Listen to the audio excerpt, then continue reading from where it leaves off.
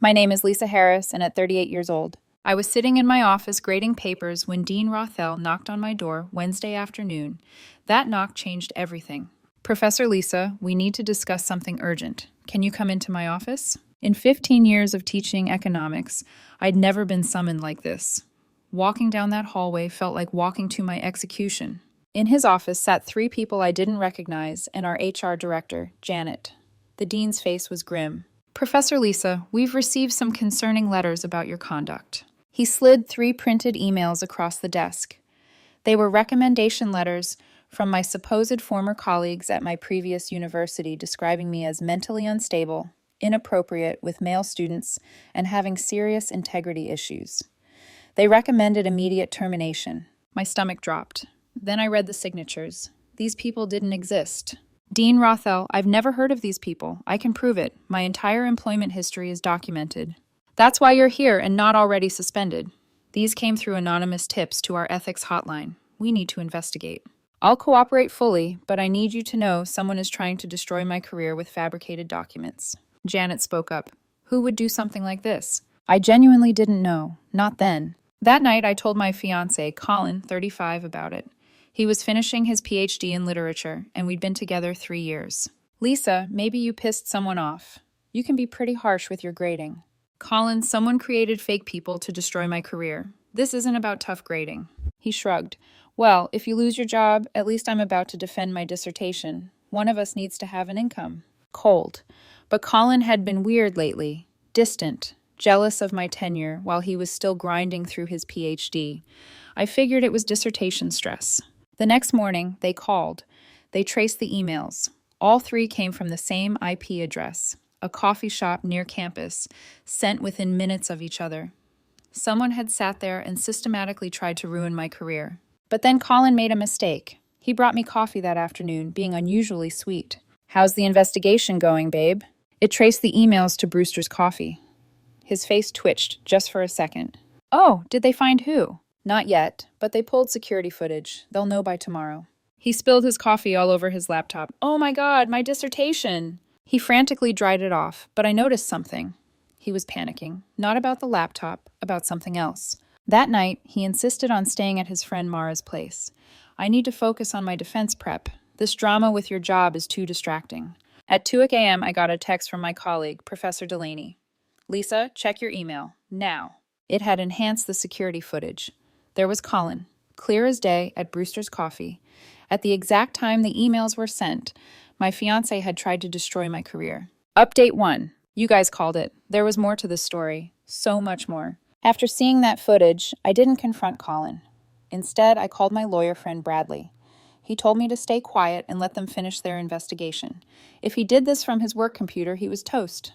Academic fraud at this level. His career was over before it started. They pulled the full logs. The fake letters. He drafted them on his university computer over several weeks. He'd researched how to destroy someone's academic reputation on his work browser. He'd even looked up, is forging recommendation letters illegal? Spoiler, it is. But here's what killed me. He'd been planning this for months. They found drafts dating back to when I got promoted to department vice chair, a position he'd encouraged me to apply for. The same week I got it, he started planning to destroy me. Dean Rothell called an emergency meeting. This time, Colin's advisor, Professor Winters, was there too. The evidence was overwhelming. Professor Lisa, I need to apologize. The investigation has revealed that Mr. Beaumont orchestrated this entire situation. Professor Winters looks sick. Colin, this can't be right. He's defending his dissertation next week. Not anymore, the dean said. But Colin didn't know yet. He was still texting me like nothing had happened. Hey, babe, dissertation defense prep going great. Mara's being so helpful. Love you. Can't wait to be Dr. Beaumont. Then we'll both have titles. Maybe we should postpone the wedding until after my defense. Too much stress. That last one made me laugh. He was postponing a wedding. That would never happen. The next morning, security escorted Colin from his office. He called me hysterical. Lisa, they're saying I committed academic fraud. They won't let me defend. This is insane. Is it, though? You know everyone knows, Colin. You used university resources to forge federal documents.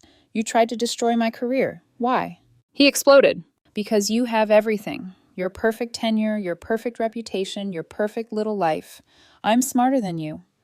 My research is groundbreaking, but nobody cares because you're the golden girl with your economics degree while I'm just another literature PhD struggling for scraps. So I tried to destroy you. I wanted you to feel what it's like to lose everything, to watch your career burn while someone else succeeds. But you couldn't even do that, right? You had to go running to it like a little... I hung up. Update 2. The entitlement escalation was real. After getting expelled from his PhD program, Colin went nuclear, but not in the way you'd expect. First, he tried to claim I was the one who sent the letters to frame him. He actually filed a police report saying I hacked his computer and planted evidence because I was threatened by his success. The detective who called me sounded tired. Ma'am, he's claiming you have advanced hacking skills. Do you? I teach economics. I can barely reset my router. Also, he was on camera sending the emails, so that went nowhere. Then he tried to weaponize his family. His dad, Roger, was some big shot at a pharmaceutical company. He called the university president, threatening to pull funding. My son is being railroaded. This is discrimination. He's being punished for being an ambitious man. The president forwarded me Roger's emails. In one, he offered a substantial donation if they'd reconsider this misunderstanding. That's attempted bribery. The university reported him to his company's board. He got suspended pending investigation. But the peak delusion came when Colin decided to defend his dissertation anyway. He showed up to the defense room with Mara and 2 other friends, dressed like he was accepting a Nobel Prize. Security was already there. "You can't stop me from defending my work," he screamed. 5 years of my life, my research. Professor Winters tried to reason with him. Colin, you've been expelled. There's no committee. There's no defense. Then I'll defend to an empty room. This is my moment. He actually started presenting to nobody. Security had to physically remove him while he shouted about academic jealousy and patriarchal gatekeeping. Mara filmed it, posted it online with hashtag Justice for Colin. It went viral. All right, as an example of academic entitlement gone wrong, the comments were brutal. He really thought he could commit fraud and still get his PhD. Then something interesting happened. I got an email from Dr. Eloise Hartley at my previous university, the real one where I actually worked. Lisa, I saw the news about your situation. I'm horrified. I wanted you to know. She had contacted me 2 months ago pretending to be a journalist, asking really specific questions about my time there. I thought it was strange, but didn't think much of it. I was so sorry. Colin had been hunting for dirt on me. When he couldn't find any, he invented it. Remember how I said Roger, his dad, got suspended? Yeah. That triggered a whole investigation at his company. Turns out Roger had a history of using his position to fix his son's problems. My lawyer Bradley had a field day with the discovery process. Roger had paid someone to write Colin's undergraduate thesis, bribed a professor to change his grades at his master's program, donated $50,000 to get him into the PhD program. The university started reviewing all of Colin's work. His groundbreaking research. Significant portions were plagiarized. His published papers ghostwritten by struggling adjuncts. Roger had paid for his entire academic career. Professor Winters was devastated. I mentored him for 5 years. How did I not see this? She said. The literature department had to retract 3 publications. It was a scandal that made national academic news. Meanwhile, Colin kept spiraling. He started writing a blog called The Truth About Academic Corruption, where he posted unhinged rants about me, the university, and the conspiracy against him. Choice quotes. Lisa seduced me to steal my ideas. The economics department is a front for corporate interests. My dissertation would have revolutionized literature studies. He also claimed I was holding his belongings hostage. I'd packed everything and left it with the building manager. He refused to pick it up because that would mean accepting defeat. Then came the lawsuit.